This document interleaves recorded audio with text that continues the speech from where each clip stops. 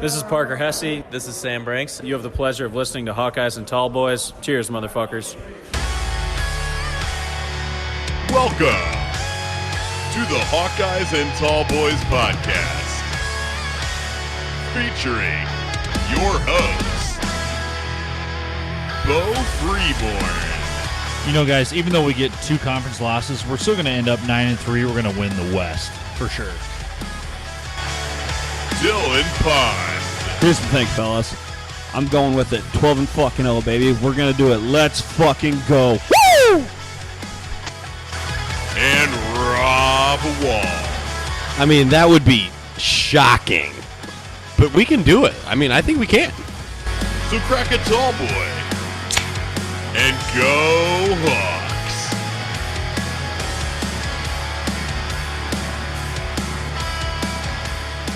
All right, welcome in to another episode of Hawkeyes and Tallboys. My name's Rob. I'm Dylan. And Bo is actually not with us tonight, so he'll be with us in spirit. And then tonight, we have a special guest on the show coming to us from Central Pennsylvania. His name's Alex Schaffer. You can find him on Twitter at Blue White Sports. He's a lifelong Penn State fan. Welcome, Alex. What's going on, guys? Welcome. And Absolutely. We're going to cheers here because I almost forgot this part. All So right, cheers, buddy. guys. Yeah. Let's... That is like the best sound in the world. All right. So, yeah, Isn't like it? I And- said, go ahead, Dill. I was just gonna say, Alex. I see you got yourself some of Milwaukee's finest Pilsner Ale right there, Miller Lite. I already know. I like you. I like you already. We haven't even started. Yeah, I mean, we'll see if your opinion changes by the end, but yeah, it's definitely my go-to beer if I had to pick one. No, Welcome in. There you go. Okay. Welcome in. We have a couple questions for you. Alex obviously is a big Penn State fan. We can see the Saquon Barkley memorabilia on the wall behind you. So we have a couple questions here. We can just start out to let our listeners get to know you a little bit better. So first one we got here is how long have you been a Penn State fan? Yeah, so pretty well lifelong Penn State fan. That's never really wavered, but like I was telling you guys before we started recording kind of in 2016, I really got entrenched in Penn State, and what a year to pick to get entrenched. Penn State goes on to win the Big Ten that year, upset Ohio State with that. Everybody remembers the blocked field goal, at least Penn State fans do. And ever since then, got myself season tickets. I think I've missed like 5 home games since then at most. I just absolutely love it. Happy Valley is my favorite place on earth, and I mean, I would live out there if I could, but maybe one day. Right. Well, cool. And I guess you touched on it a little bit too, Alex, but you said you didn't go to Penn State, right? So I guess tell us a little bit just about yourself more personally too. No, I actually went to Bloomsburg University. I don't know if you guys probably don't know where Bloomsburg is. It's a Pennsylvania state school. So I went there. I got a undergrad in health science from there, and then also got my master's in biology from there. So, and then I ended up getting a job with the Institute of Environmental Health, working as a lab analyst. So, football's my getaway, my hobby, guess you could say it's a passion at this point too. So It's awesome. Nice. Hell yeah. That's cool. Perfect. It's great to have you on the podcast, and we're happy to be able to have someone from Penn State to talk to us. Obviously, this season, as you know, is our season of guest spots, and so far it's gone pretty well, and so we're hoping to get some insider information as we get forward to talk about the matchup this Saturday between the third-ranked Hawkeyes and the fourth-ranked Penn State Nittany Lions. But before we get there, we do need to rewind back to last week and recap the game that Iowa thoroughly beat the Maryland Terrapins in College Park. Dylan, if you want to take us away, what was your thoughts on that 51-14 win by the Hawkeyes? Yeah, absolutely, Rob. I guess first I got to tell you, and Alex, we didn't even talk about this before the show, but now you're going to know so I am a big proponent that college football should be played on Saturday night and high school football should be played on Friday night. And here's why, because I am an Iowa high school football official. So that made watching the game live impossible for me. So that really pissed me off. However, that being said, we're in the state of Iowa. So you have two schools to choose from, and everybody on the eastern side where Rob and I are from, typically Iowa fans. So was officiating a game up in Dyersville last Friday night. And so we're hearing score updates kind of, on timeouts and that sort of thing. And the game I was officiating ended up going into overtime. So it was kind of radio silent for the Iowa game there for a while. But anyways, so we're officiating this football game. We hear the first timeout. It's like, okay, Iowa's up 3-0. No, not a bad start. Okay. Now it's, Maryland drives 7-3, and they're announcing this over the intercoms at the high school game. And it's like, okay. It's like, all right. So, I don't think the sky's falling yet, but I had some negative thoughts. I won't lie to you. And then, they're rolling through the fourth quarter. So fourth quarter of the high school game, it was probably second quarter of that Iowa game. Well, all of a sudden there at the end, it's 34-7 Iowa. It's like, oh, whoa, what the hell happened there? Okay, that's not bad. And then by the time we get into the locker room, I got YouTube TV, so you can pull it up on my phone, all done with the game. And then you see, 44-7. It's like, oh, okay, they got this handled. So anyways, Rob, to go back and answer your original question, immediately when I got home, the missus and I, we flipped the game on. Poor girl, made her watch it at, I probably got home about 1 o'clock, 12:30. So we flipped on the Iowa game. Exactly. Had to rewatch that first half and see what all happened. And overall, I just came away incredibly impressed with our defense. I think, you look at some of those weapons that Maryland has and Dante Tamu and, their other wide receivers and whatnot, and obviously Leah Tagovailoa, they got some weapons there. So when they drove down, you're kind of thinking to yourself, okay, this is going to be a bit of a battle, right? It's like, uh-oh, here we go. And then from there, Iowa just shut them down. My God, it was 6 interceptions from 6 different defensive players. You had Quinn Schulte, a backup safety, Jack Corner, Kayvon Merriweather, Terry Roberts, Riley Moss, and Dade Belton. Like, that's just incredible. Interceptions to go around. So awesome to see. Spencer Petras as well played an absolutely hell of a game.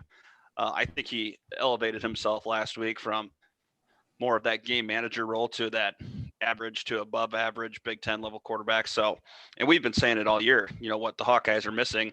They have a championship caliber defense. I think what they were missing a little bit was that above average to good quarterback play from Spencer Petras. So what I see out of him is he's just steadily improving. And, and some people are going to disagree with me there, but just look at the stats from last game alone. 21 for 30, that's, above a 66% completion percentage, 259 yards. Yeah, not as many yards as you'd like to see out of a quarterback, but still tells you he's making the right decisions. And then 5 total touchdowns, 2 rushing and 3 passing. And those 3 passing go on to Tyler Goodson, Arlen Bruce, and Tyrone Tracy. So I think what's historically been a big knock on the Iowa Hawkeyes, and I think what we all thought was going to be a knock on them coming in, was their lack of skill players. I think they proved Friday night that wasn't the case.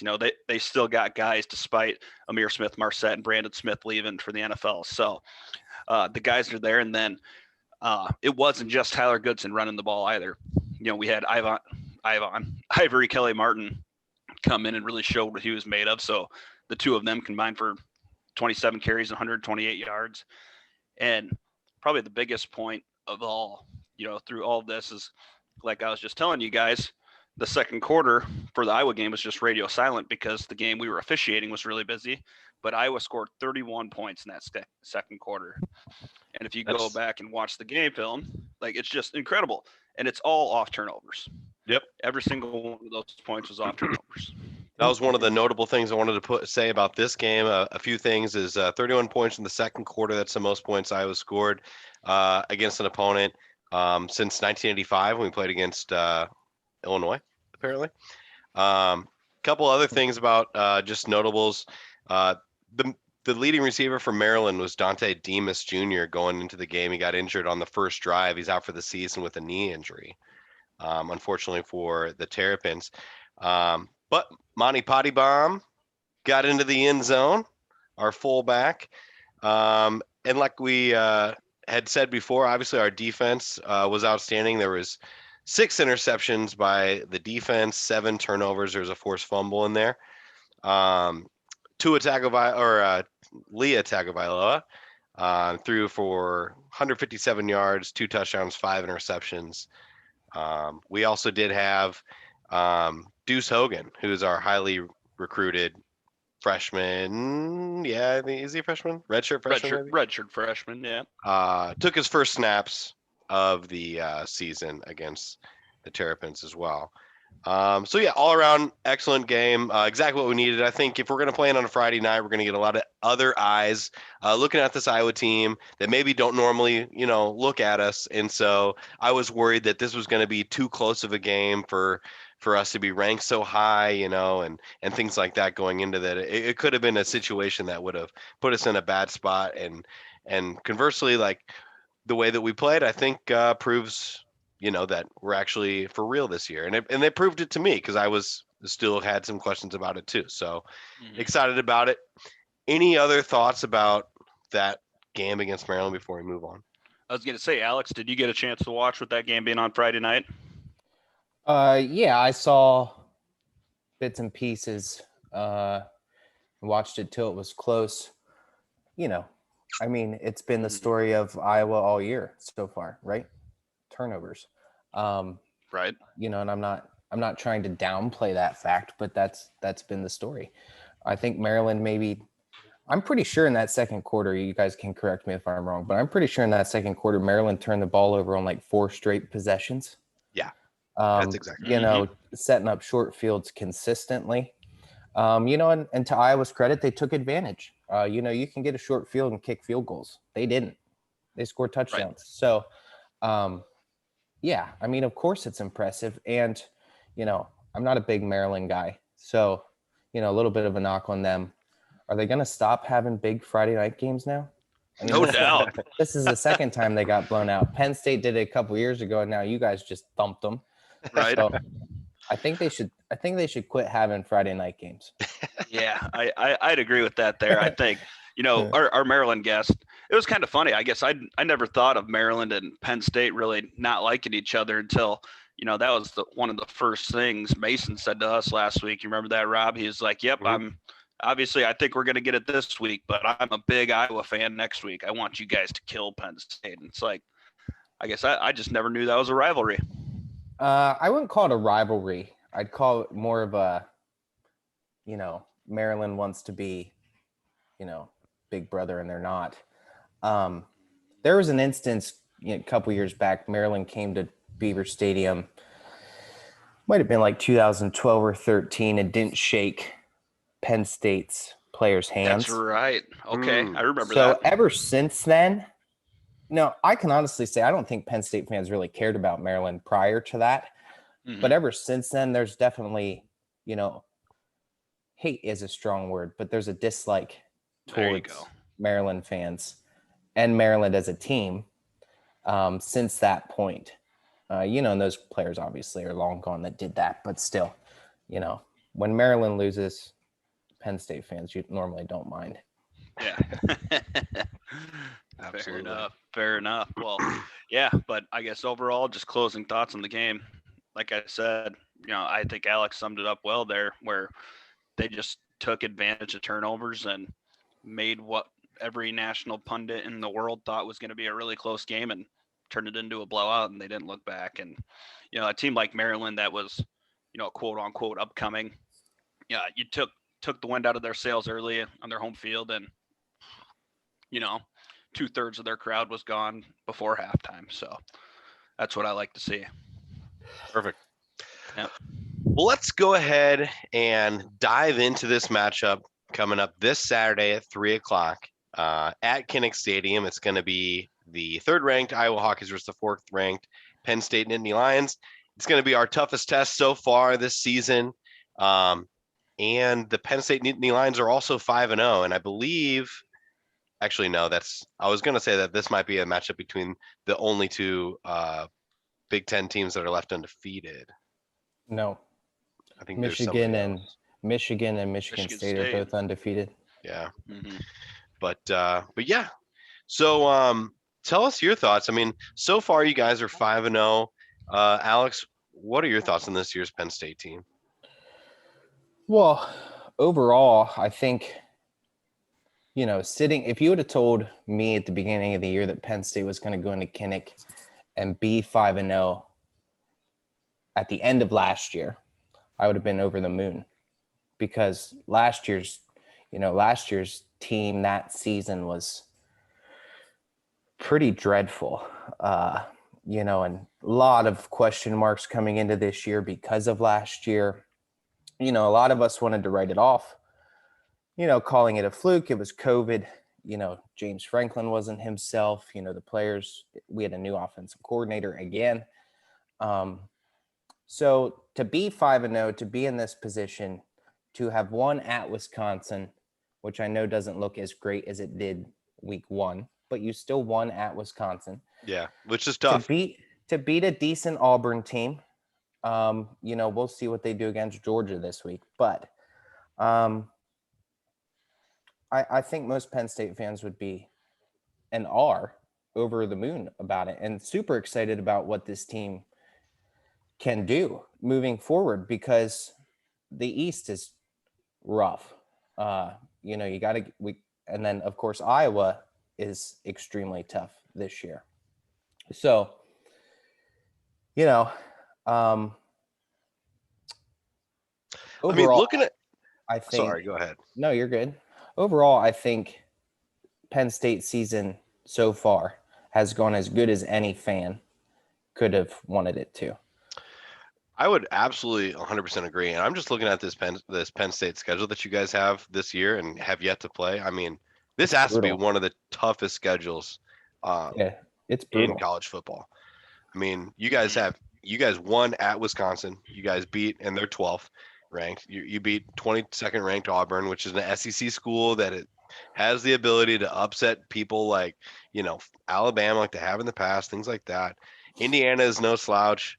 Or are they? I don't really know. You guys blanked them last week, or week before, last week. Yeah, last week. Yep. But then, so you have third-ranked Iowa. You play Illinois. You play at Ohio State. Yep. Who's 7th ranked. You got Maryland, at Maryland. You have Michigan at home, which is 9th ranked. Rutgers, and then you go at Michigan State. Yeah. And for us on the west side of that Big Ten division, what are we, legends? Well, We're the West. You're just the West now. We were legends. Yeah. We're leaders. Yeah. Yeah. So, anyways, so we're always looking at like, okay, what's our crossover games this year? Like, is it the Ohio State year? Like, like what games do we draw to where like hopefully we get somebody like last year we had Michigan State, who wasn't as good as they are this year, and things like that.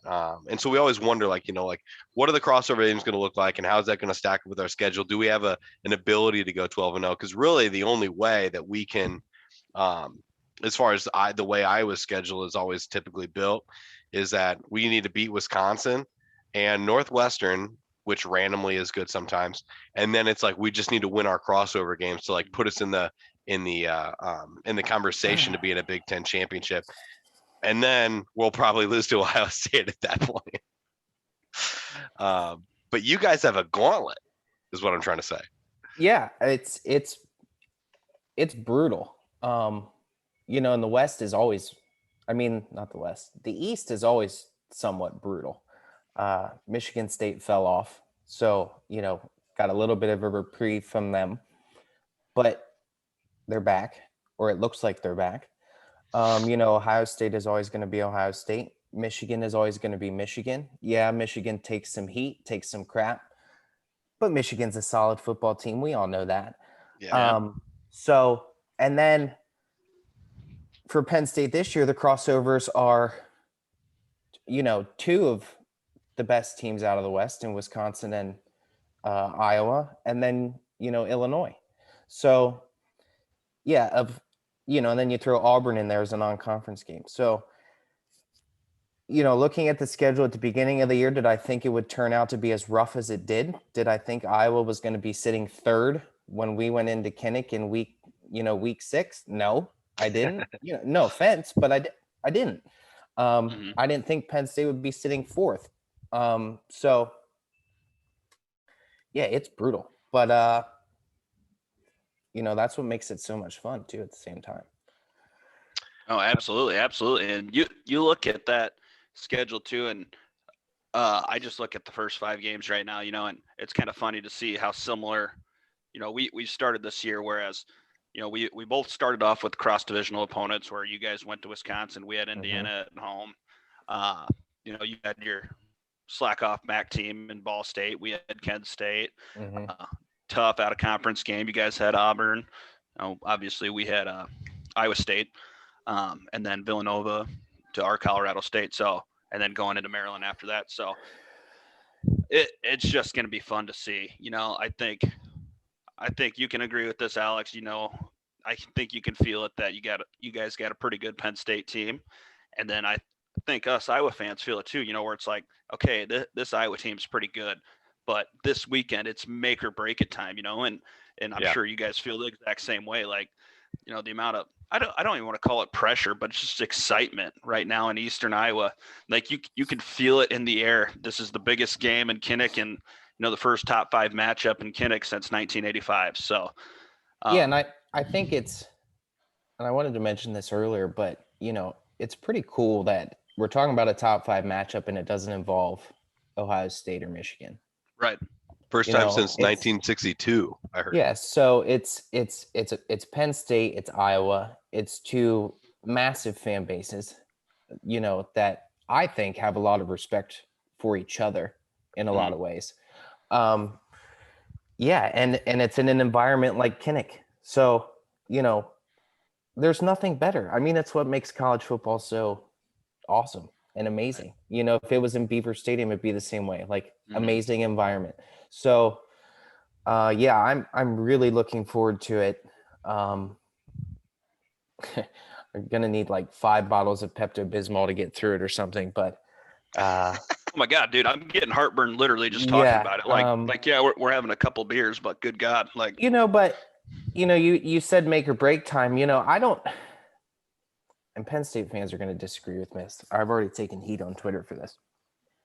I don't think it is for Penn State. Now, I want to win, obviously, but if they were to lose on the road close, I don't want to blow out. If they were to lose on the road close, it is not the end of their season, right? It's 1 loss to a Western Division team. You still have to go to Columbus and win.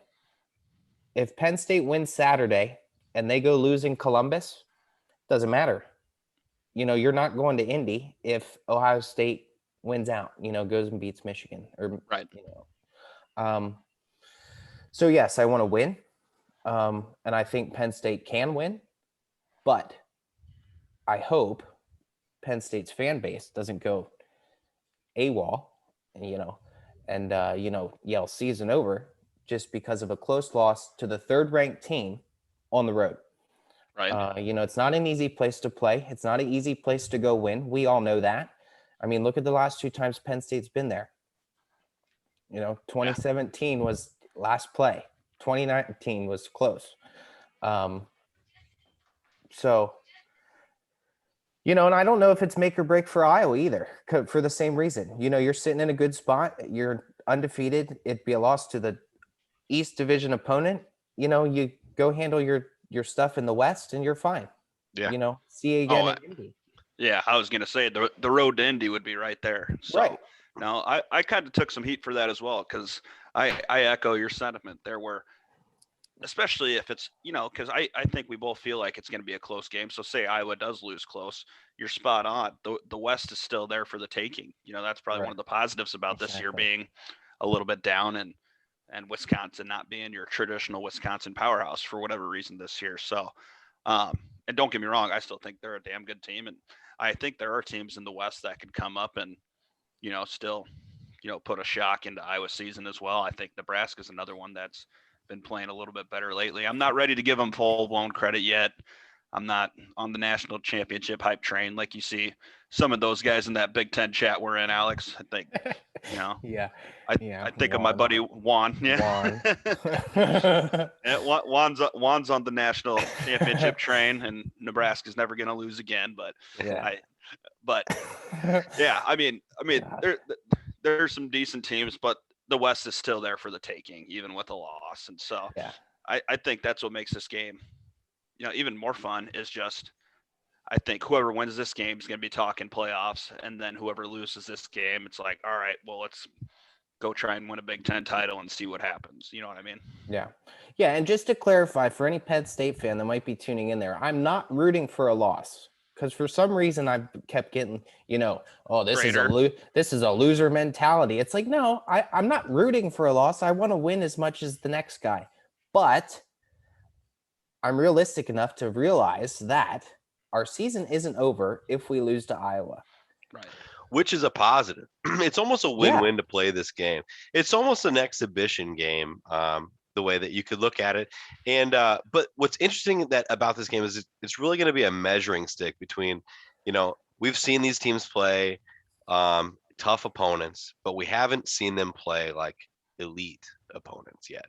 And I feel like, both of these teams on both sides are probably saying the same thing.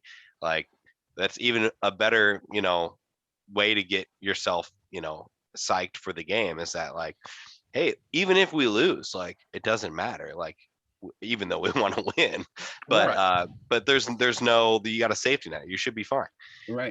It matters, but the sun will come out tomorrow. Right. It's not, your season's over. Right. And your season is still there to go accomplish what you want. Oh, so for both teams, both teams can meet again in Indy no matter who loses. Yep. So let's switch gears. Wouldn't that be here. something? That'd be cool. That would be cool. Yeah. Let's look at these Penn State Nittany Lions. You guys, quarterback Sean Clifford, redshirt senior.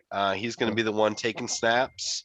It looks like you have a couple of first rounders on your offense. Looks like Dotson is going to be his main target, and then the left tackle Rasheed Walker is going to be somebody who's highly touted. Who stands out to you, Alex, as playmakers on this Penn State Nittany Lions offense that we should be worried about? Well, the easy one is Dotson. And I don't know how much you've watched Penn State, but the dude just is electric with the football. He doesn't seem to drop it. He can make big chunk plays, make people miss. He's dangerous in space. I think he's averaging, I actually wrote down some of his stats. He's averaging 89 yards per game. He has 35 receptions already for 446 yards, 6 touchdowns. Jeez. He's just, when Mel Kiper puts you as the number one prospect at wide receiver, when guys like Chris Olave are in the same class, you're doing something right. And, thank God he decided to come back. So he obviously is number one. But then you have guys like Parker Washington, plays in the slot a little bit more, spread him out wide, smaller dude, but can be just as electric if you get him in space. Good hands. He's averaging 66 yards a game. He has 25 receptions for 331, couple touchdowns there. I think, not to jump ahead too much, but go for it. I don't think Parker and Kurt Ferentz are going to let Jahan Dotson beat them because they know how good he is, right? They're not going to come in and let, they put a safety over the top, whatever. I think Parker Washington is a key to this Penn State passing attack because of the attention that Dotson is going to get. And then our third receiver, Keandre Lambert-Smith, he's shown signs of improvement. He's not at the level of a Dotson or a Washington yet, but, he's a solid third guy. So, the outside has some dudes, has some people that can make plays happen. I think this will be one of the tougher secondaries they've went against all year. Riley Moss is a dude. That dude can just play. So, we'll see. And then, of course, the other key is Sean, right? Clifford is the key, the big key. Can't turn the football over, has to make smart decisions, smart reads, take what's there, take what's given. Iowa might not give you the chunk plays, and that's all right. Take the 5 yards, take the 10 yards, move it down the football field if you can. And, it's one of those games. That's how Iowa plays defense. Yep, we'll give you 5 yards, but can you do it, for 13 plays and score a touchdown? If you can, you deserve it. Now, next drive, you're going to go do it again. They just don't give up big plays. They just don't do it. So Sean is definitely a key. I guess the other thing I think offensively anyway for Penn State is, can a number one guy at running back emerge? Because they haven't yet. Noah Cain coming into the season, we thought would be the guy.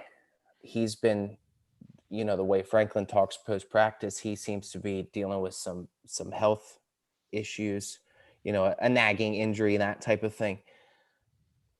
So he hasn't looked as good as he did, his first year.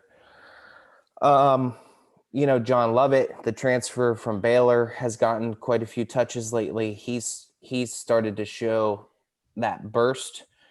Kane and Kavion Lee are more of like, downhill between the tackle, run you over type people.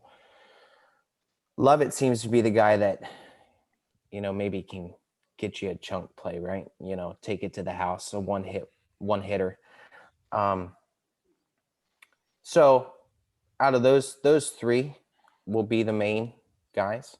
It's just a matter of who has the hot hand, which is usually how Franklin does it anymore because their running back room's so deep. So yeah, we'll see. And then of course, offensive line comes down to the trenches all the time. Our offensive line has been pretty good in pass protection. Hopefully that can continue. They haven't been great in run blocking for whatever reason. If Penn State can come in and establish a running game, they have a very, very, very good chance. I don't think they will. I think they'll struggle with it. I think Sean will have to throw the football. I mean, that's just my gut. Mm-hmm. Iowa has good linebackers again. Your front seven is always solid. So I think it'll be a tough task to just run the football down Iowa's throat.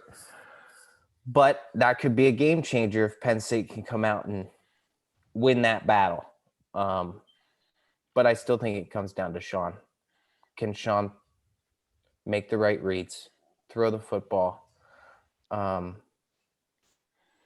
much do the tight ends get involved? Theo Johnson, Brenton Strange. Penn State has super talented tight ends that really haven't been, the main focus in many games up to this point.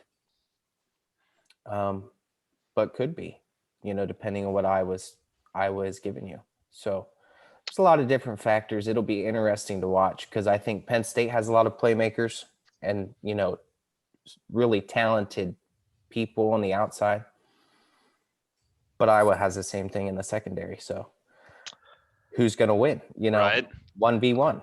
Oh, yeah, man. It's going to be a fun battle. And, for me, what it comes down to for you guys is it just jumps out on film where you look at the Sean Clifford that played, at Happy Valley versus Iowa last year and the Sean Clifford you've seen through the first 5 games of the season this year. To me, it seems like 2 completely different dudes where, Yeah, he is. The Sean Clifford of last year, He's gone. kind of took that first read and ran Yeah. with it and led to some turnovers and some bad things happening and made some poor decisions. Sean is, I mean, just to throw you some stats at Sean, I don't have how many yards he's thrown for so far, but he's 103 for 153. That's 67% completion percentage. He has 11 touchdowns and 3 picks. One of those picks you could, kind of throw away was at the end of the half of the Auburn game. Kind of was like a punt, but yeah, he has been, and credit to Mike Yursich for that. I think he has made a tremendous difference in Sean, going through his progressions, making the right read, getting rid of the football faster. He's not taking near as many sacks. Now, granted, that has, some credit, the offensive line have something to do with that too. But yeah, Sean is a completely different quarterback than 2020. And to be honest with you, I'm super happy for the kid. I think we as fans forget that they are kids sometimes. And Sean took a lot of heat, took a lot of shit. And for him to come out and perform how he has, like, good for him. Not everybody would do that. Oh, absolutely. Absolutely. Yeah, that turnaround's been amazing. And correct me if I'm wrong here, Alex, but just, watching some of the game film from his first 5 games, it really seems like, he's added another dimension to his arsenal, if you will, where, he's moving around in the pocket so much better and extending plays with his feet where, I don't know if I'd necessarily call him a true dual threat necessarily, but he definitely has the legs to make plays on the ground. And, I think one of those touchdowns, I can't remember the game I'm thinking of right now, but it was solely, he had a rush coming in, moves out to the left, steps up and, tosses one right over that outside linebacker for a quick touchdown. Again, I can't remember the game, but I think it was awesome. And he had a couple like that against Indiana too last week, actually.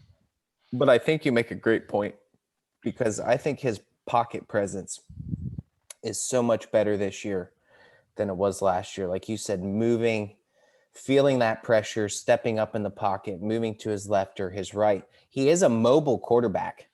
I would agree with you. I wouldn't call him athletic.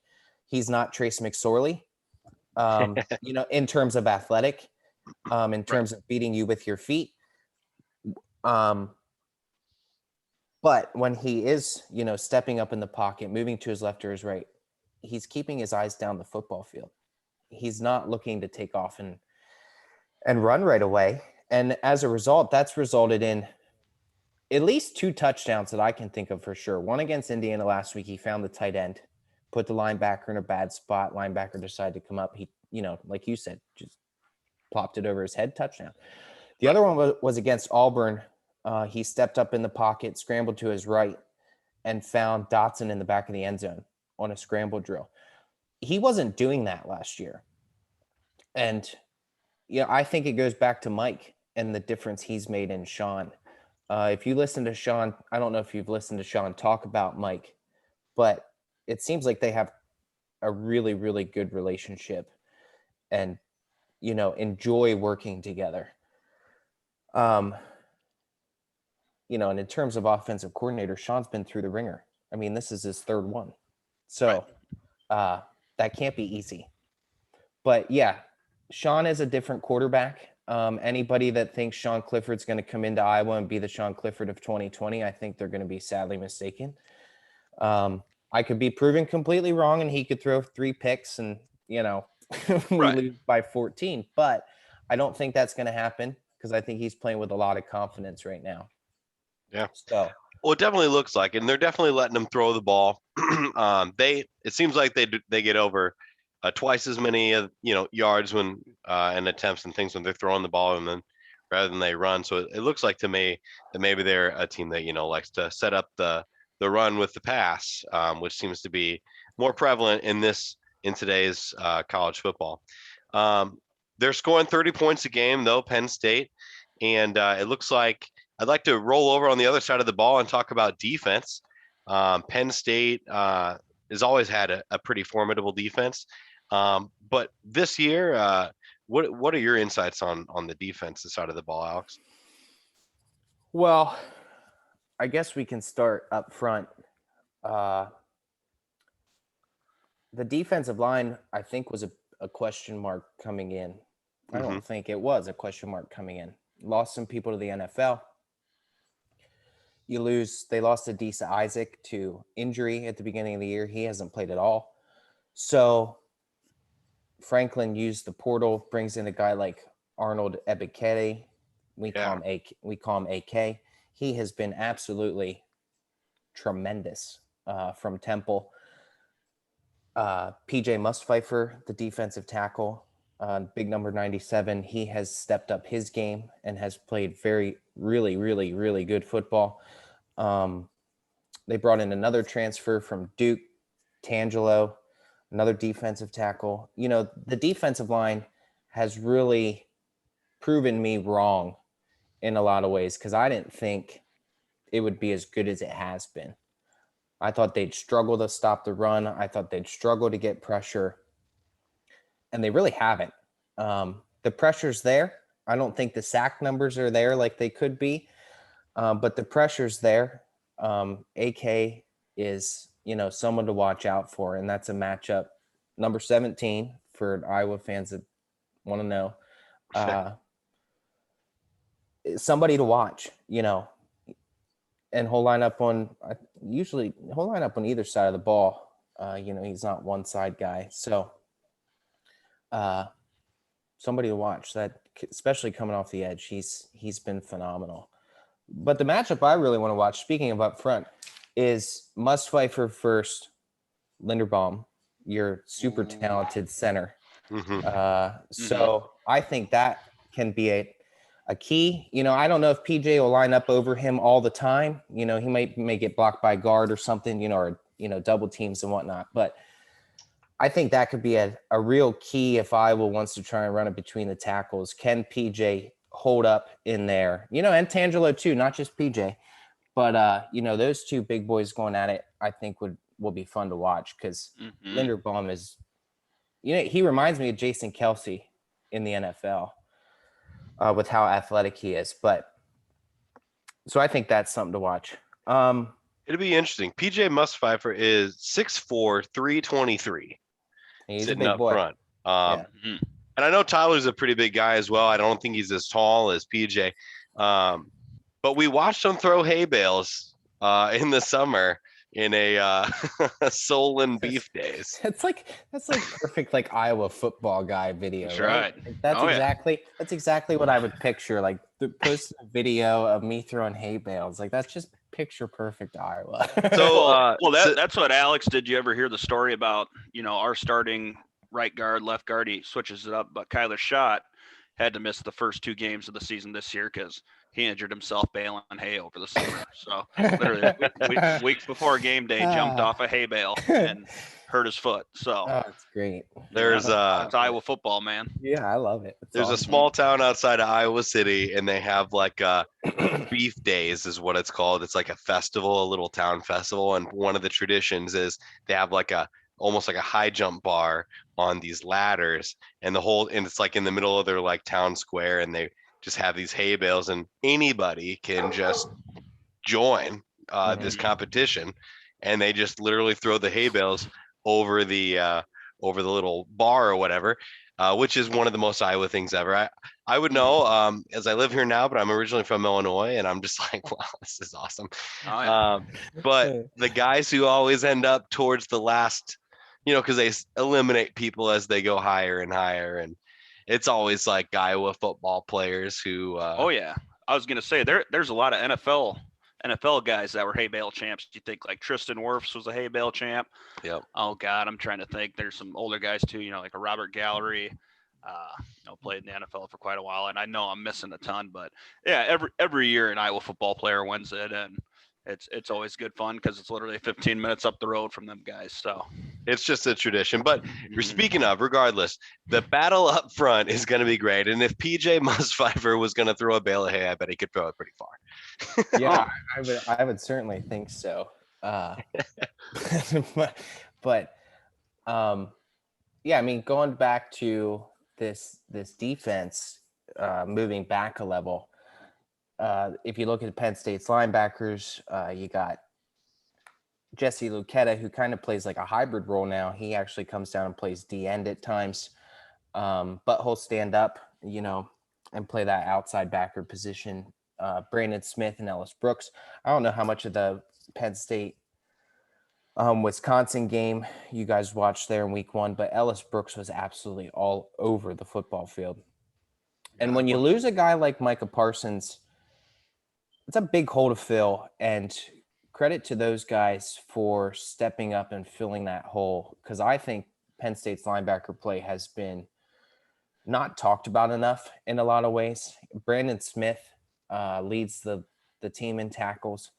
Ellis Brooks has been tremendous. Jesse playing that hybrid role. He's transitioned to it extremely well. So, and then you have a younger guy like Curtis Jacobs coming in, getting valuable playing time. He's played well. So it's really been impressive. And, it, once again, goes back to how well Brent Pryde does with this defense year in and year out. It's really been impressive how those guys have took the next step.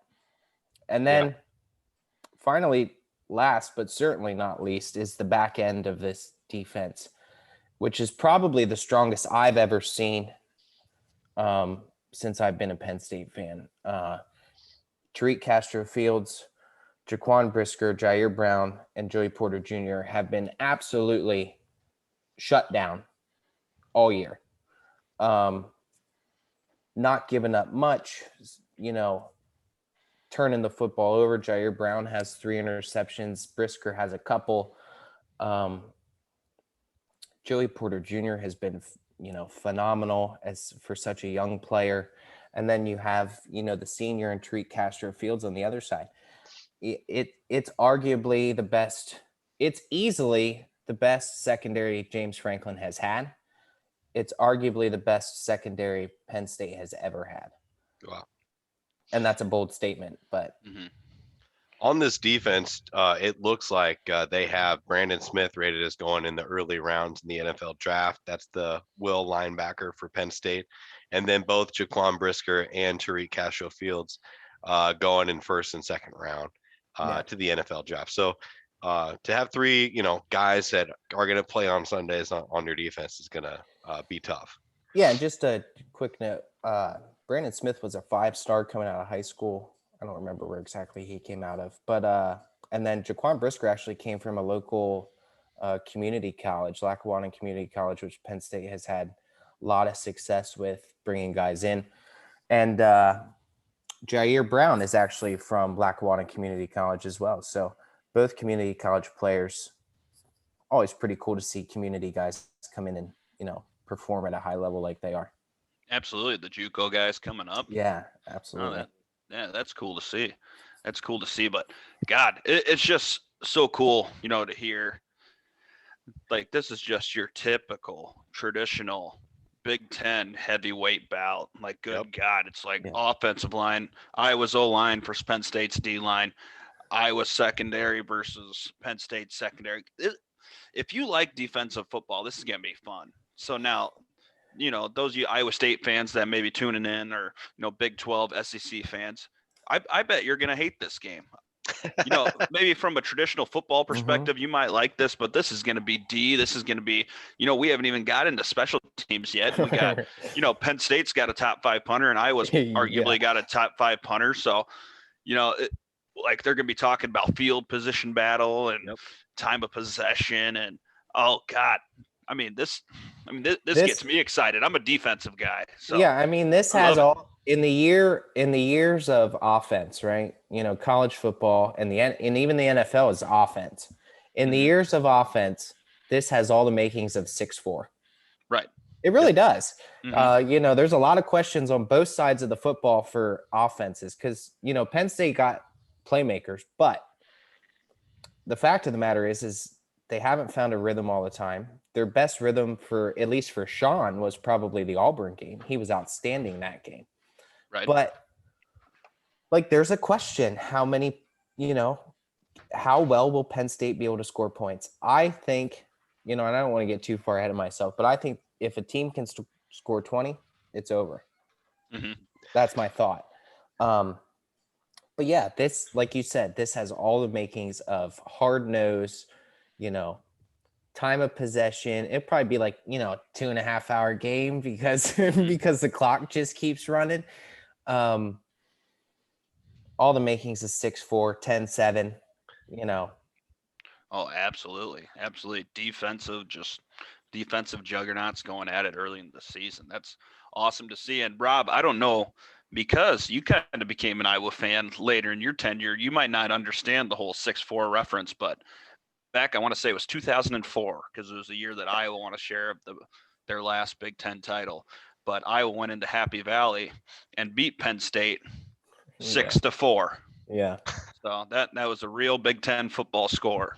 Yeah. And back then that wasn't that well, I guess it was still pretty uncommon then, but obviously today it would be ridiculously uncommon. And you're right. I mean, this game has all the aspects of that, and I can't even talk. I'm just so excited. Like we probably should have did this podcast on Tuesday night now that we're thinking about it, but well, and if you look at years past, like it has, history tells us it's not going to be high scoring, right? Mm-hmm. In Iowa City, the high scoring ones seem to be in Beaver. Right. Penn State, laid 40 something on 2016. We're not here to talk about that one, Alex. No, keep like moving on. Come on. last year's was high scoring, 34 to whatever before Sean throws that pick six. And right. So, I mean, the last two times in Iowa City, it was 21-19 in 17. I think it was 1912 in 19? Something like that. That sounds right. It wasn't high scoring. I don't think there was over 20 points scored. So, like, history tells us this is going to be low scoring, and which is fine by me. I like to change it up every once in a while. I think it's interesting when you talk about the scoring. If you have a high scoring team, or a high scoring offenses going up against each other, it's like, well, as long as we can consistently go down and score, we're going to be all right. You know what I mean? But when you have a defensive struggle game, field position comes into play, things like that, I think the strategy just becomes ever so more important about the whole situation. Like the strategy of the game is completely different, and I think it's more of a higher level type of thinking, because now you have to look at like where we're at on the field and return in terms of like, am I kicking this field goal? Am I trying to call for corner punt?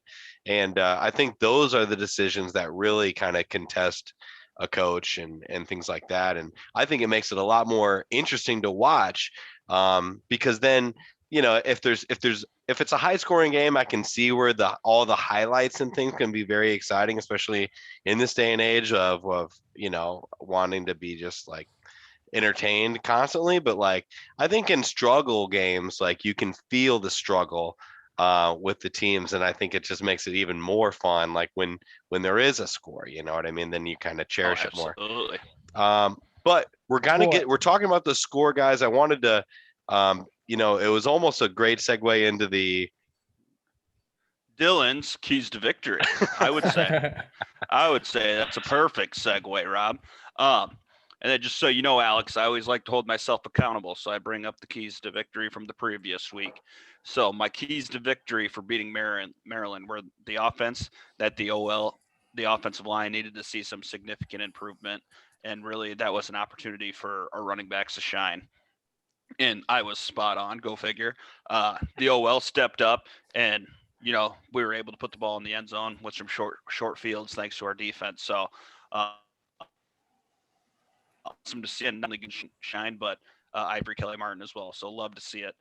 Defensively, I said we needed to limit the big plays and contain Talia Tagovailoa. So obviously they did that as well and made him throw 6 interceptions. So that always helps. And then I said special teams would win the game.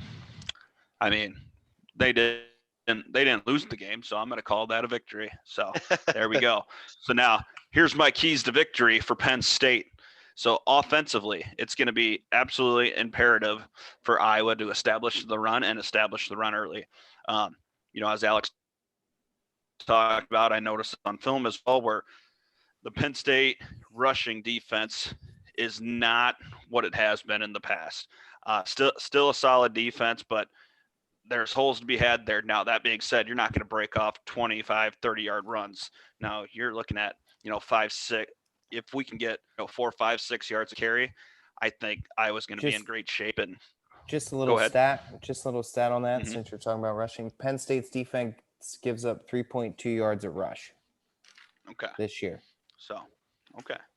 Gotcha. So, yeah, not bad at all statistically. But that's going to be what Iowa needs to do there. And we can't rely on Spencer Petrus's arm to win the game. I think Spencer Petrus is going to have to use his arm to extend drives, but I think we're really going to want to focus on that run game as well. If we want to win the game, obviously it's going to be with Spencer Petrus's arm, but you set that up by setting up the run. That makes sense? Yep. So perfect. Then defensively, you got to limit the big plays. They got Jahan Dotson. I just forgot Parker Washington. Forgot Parker's first name there. 2 receivers. They got a couple stud tight ends as well. Sean Clifford. You just have to limit the big plays. You got to contain Sean Clifford. Like I said earlier, he can move around the pocket. He can extend plays with his feet. And we got to be, on Jahan Dotson like a hawk. But that being said, that you like that like a hawk, I even put it in quotation marks. So I love it. I thought that was funny, but I just ran right through it. Didn't even think about it. But Alex brought up a great point though, because if you stick a safety over the top of Jahan, I think Parker Washington more than has the ability to kill you in the slot if you do that and you take your eyes off them for a second. So I was going to have to stick to their zone defense, keeping everything in front of you. Let them knock out the 5, 6 yards a catch, let them have that all day long, and then sit back and wait for Clifford to make a mistake. And if 2020 shows us anything, he might. If 2021 shows us anything, it's going to be a lot more difficult to sit back and wait for that. But at some point we got to make plays, right? So wait for them to make this mistake. And then special teams wise, it's going to be a field position battle between 2 excellent punters. And that's you're going to see. Are you heading out to the game, Alex, or no? Unfortunately not. Not making the track to Kinnick. That's okay. If you were, I was just going to bring up the fact that Tory Taylor, our punter from Melbourne, Australia, he's got quite the following now where there's punting is winning t-shirts scattered throughout Kinnick and around Melrose and the tailgating scene. So, and honestly, I believe that's going to be a really big key for this game. I know, like I said, Penn State's got an excellent punter as well. And this is going to be a field position battle. Again, it's going to sound boring to the SEC teams out there, but, if Iowa gets held back and goes 3 and out at their 20-25, yeah, that makes a big difference between taking the ball, from, Penn State's own 45 versus back at their 15, 10-yard line. So special teams is going to be absolutely critical in this game. So, Alex, I want to hear it for you. What are your keys to victory for Penn State? Well, offensively, the easiest one is you got to protect the football. So what Iowa has lived off of all year, got to protect the ball. I do think that Penn State can get away with 1. I don't think they can start getting away with 2, 3, multiple turnovers. I think they'll be in trouble. But if they turn it over once, I think they could manage that. But you need to protect the football. That's number 1. Sean's got to play well, make good decisions, quick reads, get the ball out of your hand, trust your eyes, take what they're giving you. Don't force throws that don't need to be forced. And then, win the battle up front if you can. Like I said, if Penn State can establish a run, it would pay huge dividends to opening up everything else.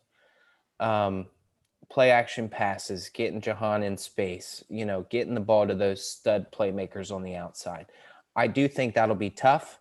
I don't predict that will happen.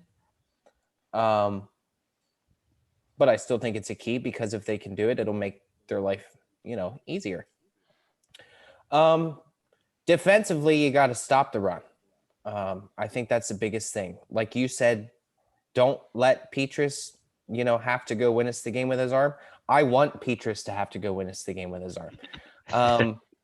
And I'm not saying he can't, but, I want to see him do it. So stop the run, make them one-dimensional. They'll never truly become one-dimensional. Kurt will, keep trying. But make Petrus throw it. Make him have to throw the football. And don't give them short fields. They've lived off of short fields. I don't know if this is true or not, but almost every half of Iowa's drives against Maryland were on the plus side of the 50. Yeah. Oh, yeah, that's definitely true. Something crazy like that. Mm-hmm. Make Iowa, Penn State needs to make Iowa, and this comes down to special teams too, with the field position battle. Make Iowa do the same thing that Iowa's going to make you do. Make them drive 75 to 80 yards every single drive. Don't give them a short field. Don't give them the ball in the 20. And I think you'll be okay. Penn State's very bend but don't break. They haven't given up a lot of touchdowns this year. They'll, give up a field goal here and there. But you don't give them a short field. And then special teams, the punting situation I'm not overly concerned about because, like you have mentioned, Jordan Stout has been phenomenal punting the football all year. What somewhat does concern me is field goal kicking because that is going to be a factor, obviously. And Jordan made a 50-yarder against Indiana last week, but in the same breath, he missed, what was it, like a 23 or 24-yarder against Wisconsin. You got to have them, right? Like in a game like this, you got to have them. And Jake Pinniger was the guy that took those inside of 45 in previous years. He's not the guy that's doing that this year, for whatever reason, whatever, the coaching staff saw in camp. But Jordan's got to be able to kick, the makeable field goals. If he goes and misses a 50-yarder, okay. But you can't go missing 20-yarders, 30-yarders, stuff like that. You're going to have points, and if you do miss a 50-yarder or 45-yarder, there's the whole field position thing. Does Franklin even try that? Or do you try and pin them deep? That's where that strategy thing comes into play that you were talking about earlier, that will be interesting to watch. Yeah. So, I think those are some keys, I think for Penn State, I think one of the bigger keys is, can the offensive line finally win that battle? It'll be hard, but we'll see. Can they? Absolutely. And I definitely think, as far as like Penn State offensive line versus Iowa defensive line, I think you guys can win that battle, and mainly because the type of defense Iowa plays on the defensive line primarily is they're not, their first job, first, second down isn't pass rush whatsoever. It is solely gap discipline.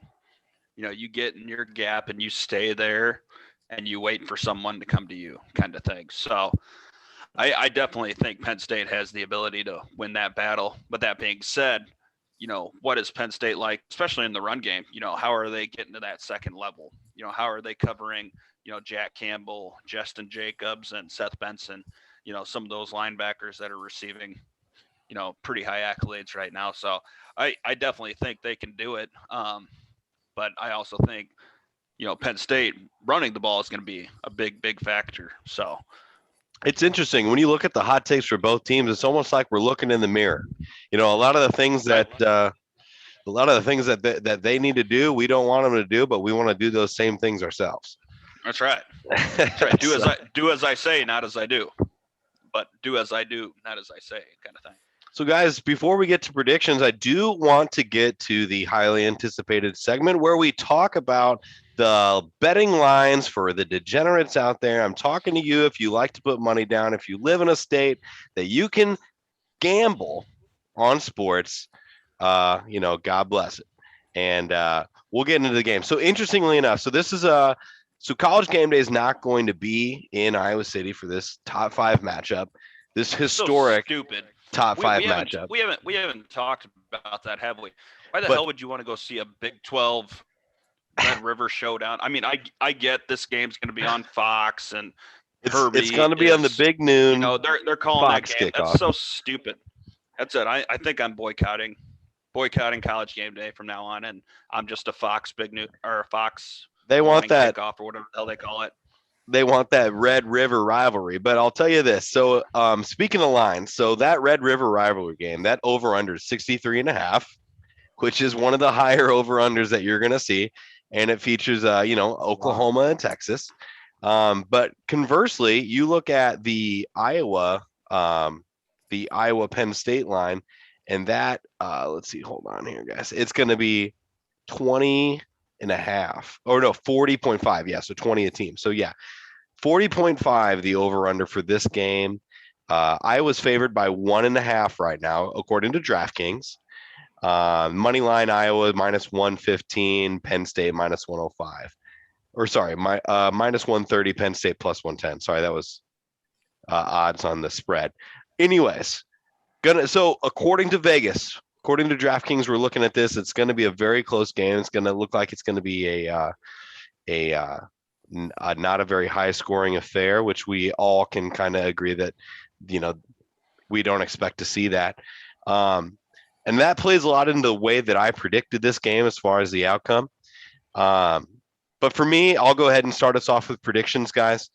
For this game, I think I'm going to have Iowa, the home favorite, win this game and cover, and it's going to hit the under. I think it's going to be 17-13. I think it's going to be a close game, but I do think there's going to be a lot of field goals involved, obviously. I think we hit pay dirt a couple times, and I'm looking for Iowa to kind of outlast Penn State in the struggle for this game. So that's my prediction. What do you think? And as you probably saw in our text messages, I wanted to give Bo's prediction. Yes. Bo was not able to be with us tonight, but he's with us in spirit. But he's not dead either. So, but Bo's prediction, he has 21-17 Penn State. He said, I really feel like the Hawks will come to play, but the Penn State D is going to get a lot of pressure on Petrus, which is going to rattle him a little bit. So he said his gut's going back and forth, but that's what he got. So Wait, is Bo known for picking the opposing team, or is Yes. Oh, absolutely. Oh, Absolutely. great. So that I shouldn't take that with confidence or anything. Nah, I Wonderful. I probably would. So Bo picks the Hawks to lose a lot. he does. He doesn't have a lot of faith. And He kind of hates the Hawks. and I see myself as honestly, despite the intro, me saying we're going to be 12-0 every year. I tend to think of myself as a pretty realistic Hawk fan. Is he one of those negative Nancys? He doesn't want to jinx it, is the thing. Oh, he's one of those. He goes, yeah, he's a little negative, but he's from where he's from. You got to give him credit because he's from closer to Ames than he is to Iowa City. He's from where he's from. Yeah, he's from where he's from. Bo gets this central Iowa bias and he lets it overtake him. And every year he's gonna hate listening to this. Yeah, every year he buys into the hype that Iowa State's going to be the greatest team on earth and Iowa's the new little brother. So everybody like actually Maryland. Yeah. Everybody actually questions Bo's Iowa fanhood the way it sounds. That's right. Or at least I do. I don't know if anybody I don't else think does. so. I think he's gonna listen to this and that's something, I don't want to go on an off-topic tangent here or anything, but Dylan has maybe recognized this from the Big Ten chat that him and I are in. There's a very, I don't want to say weird, but there's a discourse between Iowa and Nebraska fans and Wisconsin fans and Minnesota fans that I can't say I ever really realized was actually there. until I started, interacting with these people on social media. And it's amazing. Like, Oh, the border states, man. yeah, I mean, Iowa and Nebraska do not like each other at all. The And whole West is just yeah, and I can't say I ever realized that. Like, obviously, like you have the whole Michigan and Ohio State thing in the East, right? But like, yeah, Penn State and Rutgers, we don't really see eye to eye, and Penn State and Maryland don't see eye to eye. But I guess maybe the difference is like those schools don't have the fan bases that Iowa and Nebraska and Wisconsin have. Like, yeah, the West is considered the lesser division, but think about the fan bases the West has. Right. I mean, they're massive, right? They're rowdy Midwest drinking folks, man. Oh yeah. Yeah, and they take their football seriously. Like Oh. just like, oh my god, like this little Western Division rivalry that goes on is amazing to me. Well, and that's There's the thing. So trophies. There's I everything. was gonna say Iowa's got what four trophy games. So you got. I think Floyd Minnesota has Rosedale. like everyone they freaking play. Yeah, damn near. I was gonna say because I know we got the Floyd Rosedale with them, which I don't know if you knew this about Minnesota or not, but even when they're not playing Iowa, their student sections they do a "We Hate Iowa" chant. I've never understood it because I think we've kind of handled them for the most part, especially as of late, and even as far back as 2012 when I was going to school for the most Maryland part. does a "fuck Penn State" chant. Do they? Yeah, that's it's just college football, and I love to hate it, but it makes it fun. Every school I've been to Rutgers and Maryland away games, and both student sections have had "fuck Penn State" chant. Well, speaking of fuck Penn State, what? I'm just kidding. Whoa! I'm just joking. But what a transition! right, right. what a Let me- transition. No, but my prediction for this game, getting us back on topic here a little bit. Yeah, sorry about the tangent. No, that's okay. I like it. I like it. But I got a pretty similar score to you, Rob, but I'm kind of taking Alex's point where I think first team to 20 is going to win this game, and I think it's going to be Iowa. So I got Iowa 20-14. So I think it's going to be tough to keep Penn State and those playmakers out of the end zone. Actually, you guys will have to wait for my hot take to hear why I think it's going to be 20-14. But that's what I got, 20-14. So 2 for 2 on the under right now. All right, Alex, what do we got for our prediction? Oh, I would smash the under like tremendously for this game. No way would I go over. But anyway, my prediction. I always go back and forth with these, and I've been off the last 2 weeks. But I'm going to pick Penn State to win, and I'm going to go 17. No. Yeah, I'm going to go 17-16. Ooh. So I think it'll be that close. You're going for a third heartbreaker with Penn State in Iowa, with Penn State winning in Kinnick. I don't know about I don't know necessarily about like a heartbreaker, like the final play type stuff. Oh, okay. But I will go as far to say like a last minute stand by the defense to seal it. Okay. Gotcha. And that brings us to hot take still. Hot takes. And there's my hot take. Iowa will have a special teams touchdown on Saturday. Is that going to be a return? Is that going to be a block punt?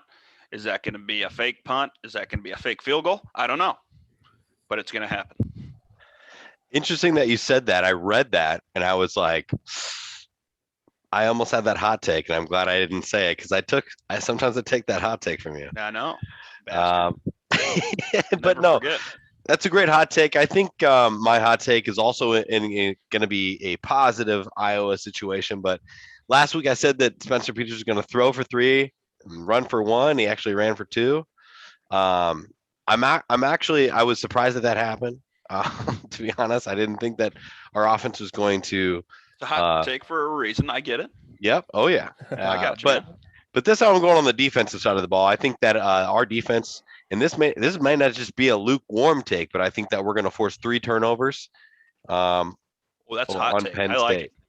That's a hot take. That is a hot take. I like it. That's steaming hot. Alex, what's your hot take for Saturday, my man? I just kind of thought of this one off the top of my head. I would like shit the bed if this actually happens. But, That's why it's a hot take, man. Penn State's go-ahead score is going to be a pick six. Ooh. Oh, God, that would be a backbreaker. Oh, I would cry. That's It'd how probably much be right. confidence. That's how much It'd probably- confidence I have in this secondary. It'd probably be in my end zone too, the north end zone. Oh, Oh, you're going to the game? yeah. Oh, So enjoy I was gonna yourself, say, man. yeah, Have fun. we'll do, man. We'll do. That last one we were in. That was when oh God, I can't remember the receiver's name, but I know Amani Hooker was like less than an inch away from tipping. Oh yeah, the ball. Juwan Johnson. Yeah, Juwan Johnson. Thank you. It was yeah. his first career touchdown catch. Yeah. Yep, I remember. I remember, and then you just Yeah. put the finger up, and You know, I I watched, and I know you guys don't want to talk about that game most likely, but I watched that drive again just the other day. And every time I watch it, I really have no clue how Penn State scored. dude, Like Saquon, man. there was a third down conversion. I think there was a fourth down conversion in there. Like Yep, there that was. was an insane drive. Yeah, probably one of McSorley's best drives of his career, but that's another topic.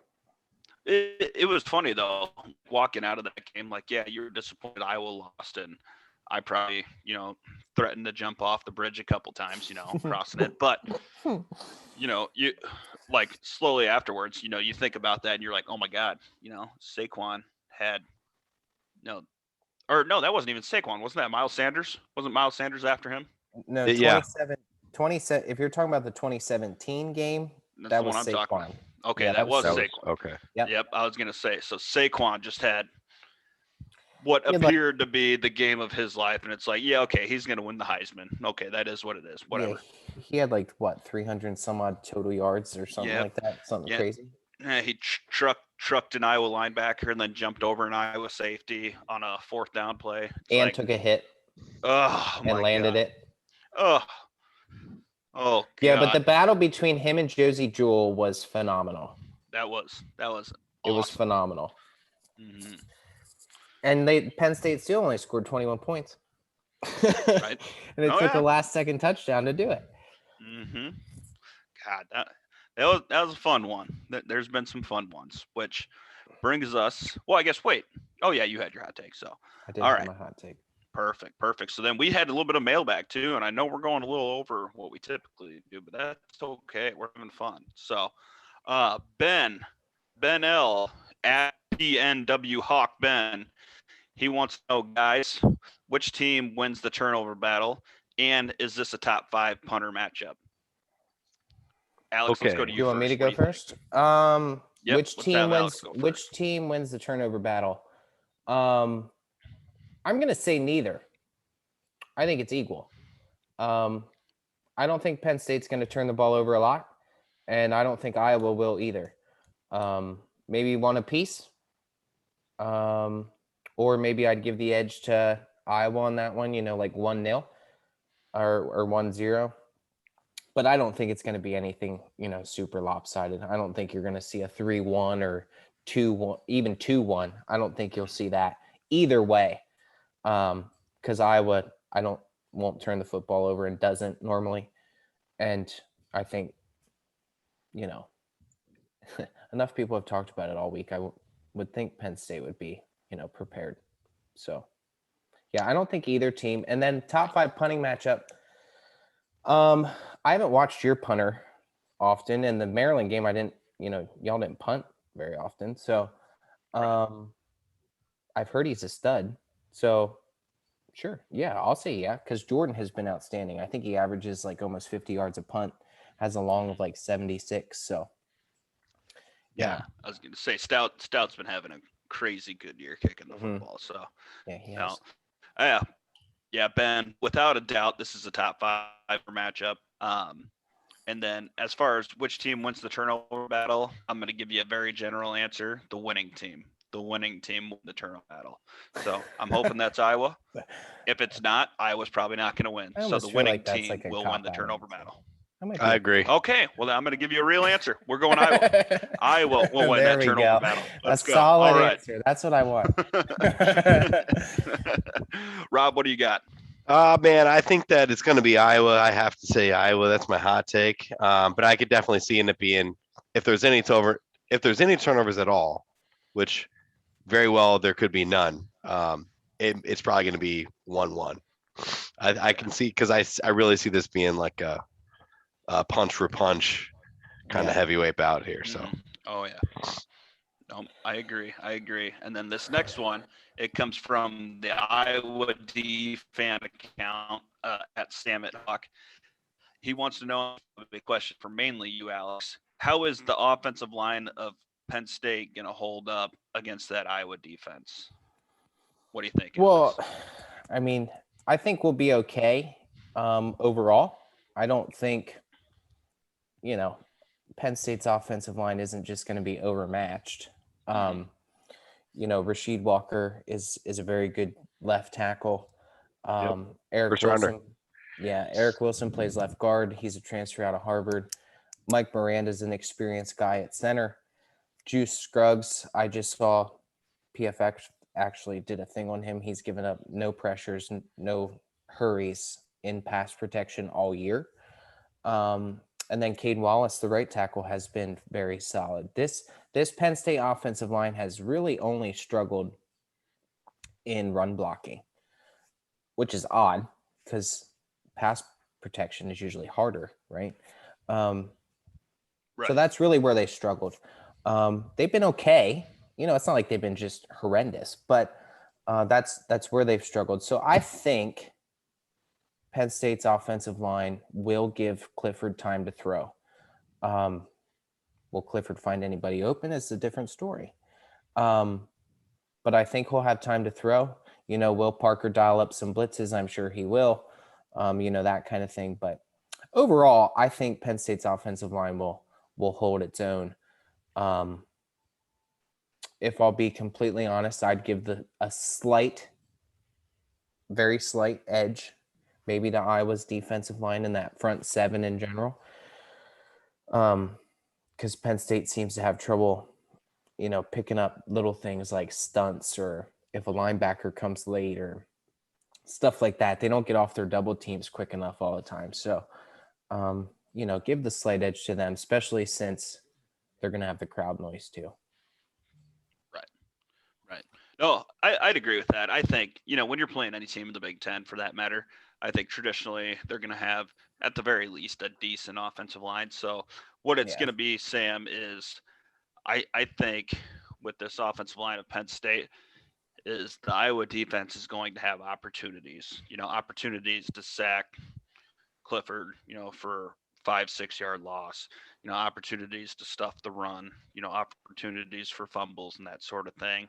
So I think what I want to see out of that front seven is just take advantage of those opportunities. If you got all out blitz going, I want you to, not tear his head off, so to speak, and get yourself a targeting penalty. But, I want you to let Sean Clifford know you're there and you're at Kinnick. So, Rob, you got anything there?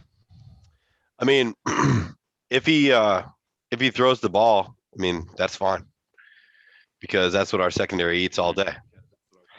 So so even if we don't get a rush on him, I'm okay with that. I think that it's his ability to extend the play and make our secondary have to cover people for 5, 6, 7 seconds at a time. That's where it kind of can get tough. Exactly. I think that's where he exceeds. So we don't want him to do that. So we need to be able to get to him in a reasonable amount of time. But I think I'd be hard pressed to say that we get more than four sacks. Yeah, I don't think you'll get more than that. Clifford really hasn't been sacked much this year. No, if that, he's so elusive on his feet. Yeah, he gets away. He gets away from pressure. So, no, hats off to him. I don't think they get. He's also getting rid of. I think he's getting rid of the ball quicker too. That's also helped. Right. Yep. So that'd be a big thing though with Sean, because he's 5'10", 5'11". He's a shorter quarterback, isn't he? Alex, am I crazy? I would have to look for sure, but yeah, he's not super tall. Yeah. So that'd be one thing. Linebackers and anybody on that defensive line, get those hands up, see if you can, bat some passes down, that sort of thing. But that'd just be another thing to hopefully our defensive line is prepping for. I was completely wrong. Sean is 6'2". Oh. Well, okay, that's football program. I'm 6'2", probably like 6'1.5". Right. So yeah, 6 3/4 or something crazy. What Right, else we got 6 in the 3/4. mailbag? We got a Hawk guy, Matt.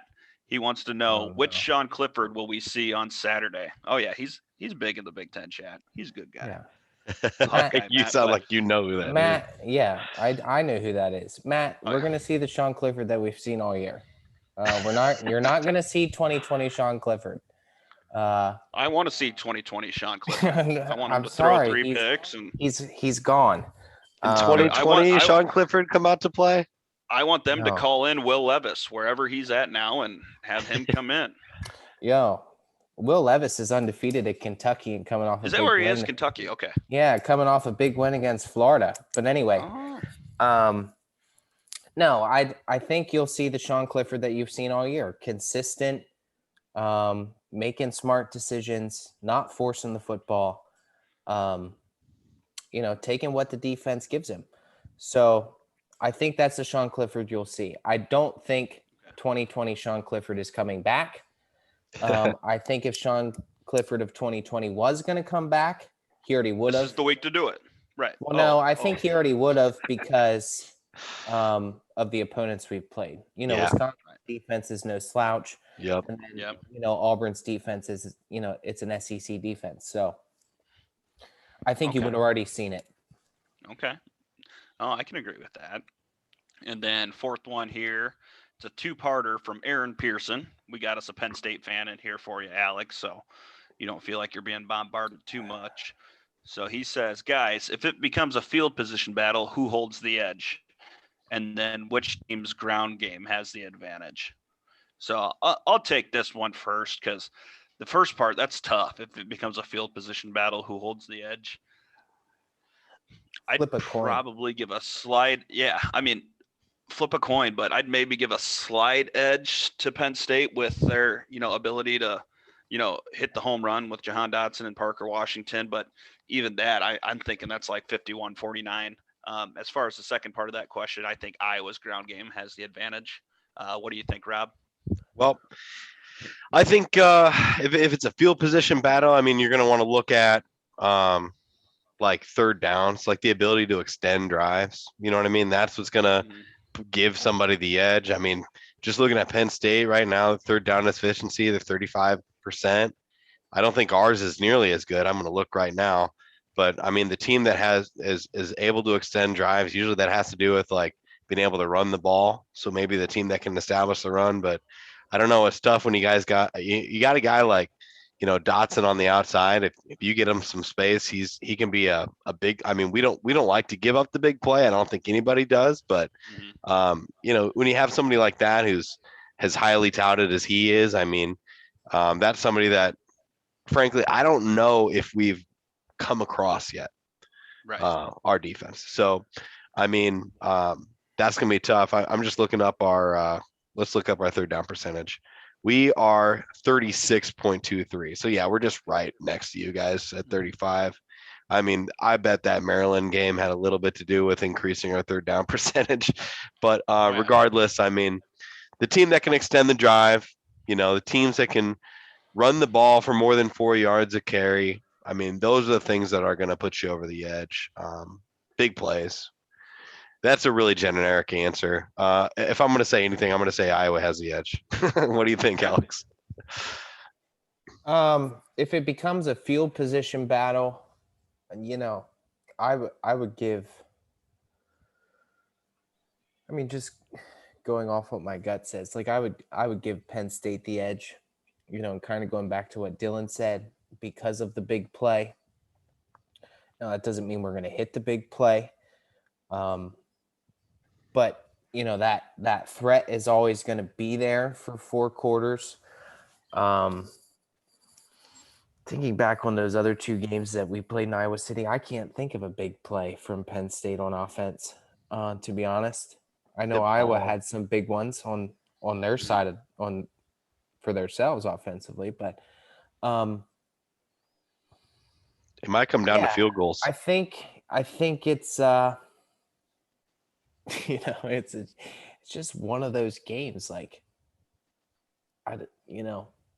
Even in doing predictions, like just flip a coin. Like I said, what, 17-16? I could easily be 17-16 Iowa. So What's most exciting to me is like this is a game that I think literally anything can happen. yeah. Mm. Yeah. Like I would not be shocked. So Yeah, it's so, scary that way too. And then the rushing game, I think that was the second part of Aaron's question. I would give the edge to Iowa on that. I think Goodson's a beast. If you get him in space, like look out. And Penn State has struggled. I think Penn State has the potential to be very good. They've just struggled so far this year. So I would give that edge to Iowa. Okay. All right. All right. And then the last one is from a man who made a appearance in this podcast earlier, is from our very own Cornhusker Juan. Yeah. And he wants to know who needs to have a big game for Penn State to win. And I think the easy answer there is Sean Clifford. I think he's got to, he's got to extend plays with his feet and do what he can to, pick apart, because that's what he's going to have to do, is pick apart that Iowa defense, because they're going to sit back in zone and they're going to let you throw, the 2 yards over the top or over the middle all day long. Let you throw that over the middle and then take a hit from Jack Campbell or Seth Benson and see how much longer you guys want to keep going over the middle. So I think Sean Clifford is going to have to not only extend plays with his feet, but he's going to have to, hit a few big plays as well. I guess, what do you guys think? Well, for me, for Penn State to win, who needs to have? I mean, the easy answer is Sean. Yeah, of course. Mm-hmm. He can't turn the football over. He has to manage. I've always said, I said coming into the season, all Sean had to do was manage football games, right? And Penn State will be fine. That's exactly what he has to do this week. Manage the football game. You don't need to be a hero. You don't need to make the big play. You have playmakers all around you that can do that for you. Get it into their hands and manage this football game, and don't do anything to hurt it. And you'll be fine. So yeah, Sean's the easy answer. Like I said, there's X factors I think that can have big games and help Penn State win it. Like, I'll come back to Parker. I don't know enough about Iowa's linebackers, so forgive me. But, if the tight ends can beat their linebackers, they could be X factors. So there's a couple different people, but the easy answer is definitely Sean. I would say Sean, but in lieu of you guys already mentioning the things that he needs to do, and I would absolutely agree with that. Somebody else I want to mention for Penn State that needs to have a good game is whoever's kicking the ball, Jordan Stout or Jake Pinniger, place kicker. Yeah. I mean, if it's going to be like we think it's going to be, then it's going to, like, you got to hit these, 30-yard, 40-yard field goals. I'll mention someone else, and not to cut you off. Go ahead. But I just thought of him. James Franklin needs to have a good game. Like, oh, that's a good one. I know he's beaten Kirk twice in Iowa City, but he's got to make smart decisions. He likes to be aggressive sometimes, going for it on fourth down. I don't know if that's the best choice in a game like this. It all depends on where you're at, obviously, but smart decisions. Don't put your defense in a bind. It's going to be low scoring. So James Franklin has to have a good game. And he needs to be just like Sean. Manage the game. Don't do anything stupid. Yep. Okay. I'd be interested to see how this plays out, guys. And I can't it's wait. Gonna be a fun one. It It's should gonna be, a fun one. in my opinion, should have been a night game. No. No? Yes, it should have. No. Yes. Well, okay. Let me rephrase. If I was not a fan of Penn State, yes, absolutely, it should have been a night game. But as a fan of Penn State and knowing what happens in Kinnick at night, no. Okay. All right. Fair enough. But we can. But that being said, this game will probably end, right as the sun's coming down, if not the sun all the way down. So that's the true. Fourth quarter could be under the lights. And it's getting darker earlier these days. You got to remember. Anyways, thank you for coming on to the podcast, Alex. It's been great to have you. Love to hear your insight and the knowledge that you bring. And we're really excited to see who comes away the victor in this top 5 matchup this weekend. Thanks for having me on. I appreciate it. Absolutely, man. It should be a good one Saturday. Yeah, it'll be Any fun. closing thoughts before we call this one a wrap? Oh, I was going to say, follow our buddy here at Blue White Sports. Alex Schaffer's his real name, but he's Blue White Sports on the Twitter. One more hypothetical question, if I can. Oh yeah. Ahead. Yeah. Where does the loser of this game, no matter who it is, where does the loser of this game fall to in the AP? Ooh. Now, let's say it's close, because that's a factor. So we'll say it's a close loss for whoever it is. Go ahead. I think they shouldn't fall out of the top 10. Agreed. Oh, absolutely. Whoever it is. If it's a close loss, they should not fall out of the top 10. Oh, I completely agree. Now, will that happen? I don't know. I don't think the AP is as much swayed by, the SEC as like our friends over at ESPN are. Mm-hmm. But that being said, I don't think they would fall out of the top 10 because you got to understand this is a top 5 matchup. So I think the loser falls back. I'm going to go with 8. I would love that if it was 8. Yeah. I think it'd be at 10. There's a lot of undefeated teams that are still here. And I mean, even though it's a close loss to a conference or a, cross conference opponent here. Well, I'm not trying to discredit your point, but sure. The AP didn't move Clemson when they lost to Georgia. I just feel like they are so biased. They dropped him like a spot. Right. And now Clemson's not even ranked. So well, that's the thing. Well, yeah, they are forgiving, but I don't know if they'll remember that though, because I feel like it's the Big Ten. That's why. They love Clemson. They love SEC. And those teams get love. Penn State and Iowa don't have the names. That's and right. The reputations enough to stay. In my opinion, if Iowa would lose or if Penn State would lose and either team would fall to 6 or 7, I'd be like, yeah, sure.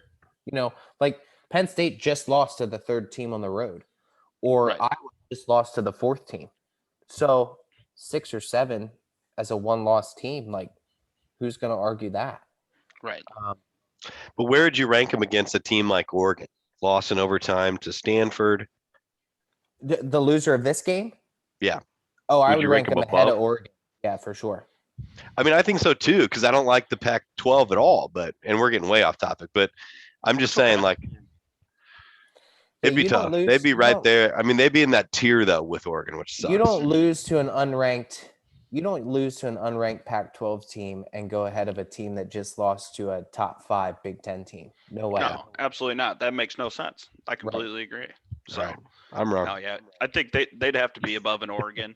Now, where it gets a little hairier, as you look at say next week, a 6-0 Cincinnati, they should still be top 5, I'd say, or 6-0. I feel like they're still knocking on the door. And Michigan State, start arguing that they deserve to be in the top 10, being 6-0. So yeah, it'll be interesting to see. Let's just win the game. Let's just win the game, so Alex has to worry about it, and we don't.